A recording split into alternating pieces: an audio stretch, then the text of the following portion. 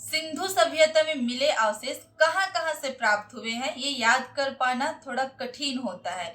तो मैं उसी कठिनाइयों को दूर करने के लिए आप लोगों के लिए ऐसे ऐसे ट्रिक ले आई हूँ जिससे आप लोगों को जल्दी याद हो और हमेशा याद रहे।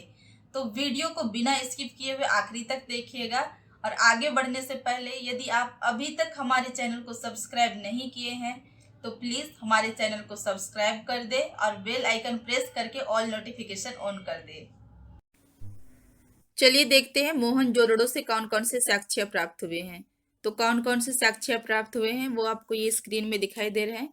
तो हम लोग चलते हैं ट्रिक में।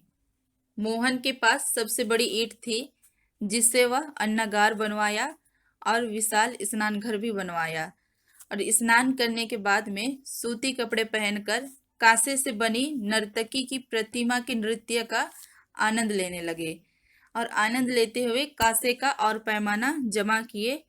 तभी जहाज से आर्यों ने आक्रमण कर दिया। तो ये रहा मोहनजोदड़ो से प्राप्त साक्ष्यों का ट्रिक। मोहनजोदड़ो को मृतकों का टीला भी कहा जाता है, जिसका खोज राखालदास बनर्जी ने सन 1922 में किया था। मोहनजोदड़ो फिलहाल पाकिस्तान के हिस्से में है। आगे देखेंगे लोथल से प्राप्त साक्ष्यों को। इसका ट्रिक है, लोथल बंदरगाह है, वहाँ व्यापार करने के लिए फारसी आए थे जो चावल खाते थे, और वे हाथी से काम कराते थे, और काम इस तरह से कराते थे जैसे कि आटा का चक्की पीसना। और जब इतना काम कराएंगे तो हाथी तो मर जाता था, तो जब हाथी मर जाता था तो वो लोग उसका मम्मी बना लेते थे। लोथल भारत का सबसे पुराना बंदरगाह है जो गुजरात के अहमदाबाद जिले में स्थित है। लोथल की खुदाई रंगनाथ राव के द्वारा 13 फरवरी 1955 से 19 मई 1956 तक कराया गया था। आगे है कालीबंगा से प्राप्त साक्ष्य। कालीबंगा में बंगा शब्द में थोड़ा सा बंगला का विस्तार है, तो हम लोग इससे इस तरह से ट्रिक लेंगे कि बंगला बनाने के लिए कच्ची ईंट की जरूरत थी, जिसके लिए जुते हुए खेत से मिट्टी लेने गए जहां काली मिट्टी से बनी चूड़ियां थी, जिसको लाके लकड़ी की नली में रख लिए। कालीबंगा वर्तमान में राजस्थान के हनुमानगढ़ जिले में स्थित है। सर्वप्रथम 1952 में अमलानंद घोष ने इसकी खोज की। उसके बाद में बी के थापर व बीबी लाल ने 1961 से 1969 में यहाँ खुदाई का कार्य कराया।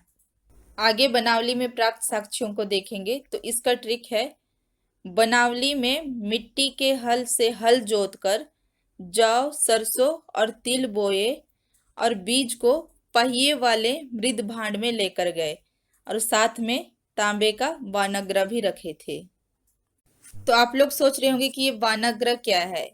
तो वानग्रह तीर धनुष का जो सामने का नुकीला हिस्सा होता था उसी को वानग्रह कहा जाता था। बनावली हरियाणा के हिसार जिले में स्थित है, जिसका उत्खनन 1974 में RS बिष्ट द्वारा कराया गया। तो चलिए आगे बढ़ते हैं और देखते हैं कि रंगपुर से कौन कौन से साक्ष्य प्राप्त हुए थे। तो इसका ट्रिक है, रंगपुर के लोग गेहुआ रंग के होते थे और वे खुरदुरे बर्तन में चावल पकाते थे। रंगपुर गुजरात में है, जिसका खुदाई रंगनाथ राव द्वारा 1953 से 1954 तक कराया गया था। आगे है सुरकोटदा से प्राप्त साक्ष्य। इसका ट्रिक है, सूरवीर लोग घोड़े और ऊंट पालते थे और उन्हें रखने के लिए उनके पास 9 कमरों का विशाल भवन था। सुरकोटदा वर्तमान में गुजरात के कच्छ जिले में स्थित है। चलिए आगे बढ़ते हैं और देखते हैं रोपड़ से प्राप्त साक्ष्यों को। तो इसका ट्रिक है, हम रो पड़े क्योंकि एक ही दिन में हमें सिंधु सभ्यता, ताम्रपाषाण और नवपाषाण याद करना था। रोपड़ का नाम बदल के रूपनगर हो गया है। यह पंजाब का एक जिला है। रोपड़ का खुदाई 1953 से लेके 1956 तक यज्ञदत्त शर्मा द्वारा कराया गया था। लास्ट में है चंद हुदड़ों से प्राप्त साक्ष्य। तो इसका ट्रिक है, चंद हुदड़ों में बिल्ली और गुड्डे गुड्डियों ने हुड़दंग मचा रखा था। चंद हुदड़ो वर्तमान में पाकिस्तान के सिंध प्रांत में है, जिसका पहली बार खुदाई NG मजूमदार द्वारा कराया गया था 1931 में, लेकिन वो पूरा नहीं हुआ था। फिर दूसरी बार 1935 से 1936 में जॉन हेनरी के नेतृत्व में खुदाई कराया गया। मैं आप लोगों को प्राप्त साक्ष्यों और जगह के साथ साथ वे किस राज्य के किस जिले में स्थित है वो भी बता रही हूँ। साथ ही उसकी खोज किसने की थी या उसकी खुदाई किसने की थी वो भी बता रही हूँ, क्योंकि कई बार एग्जाम में इस तरह का भी क्वेश्चन पूछा जाता है। तो देखा आपने ट्रिक से पढ़ने में कितना मजा आया। तो दिमाग पर बिल्कुल भी जोर नहीं देना है कि हमको याद नहीं हो रहा है, बस आपको एक कहानी की तरह इमेजिन करके पढ़ना है ताकि आपको सब चीज हमेशा के लिए याद रहे।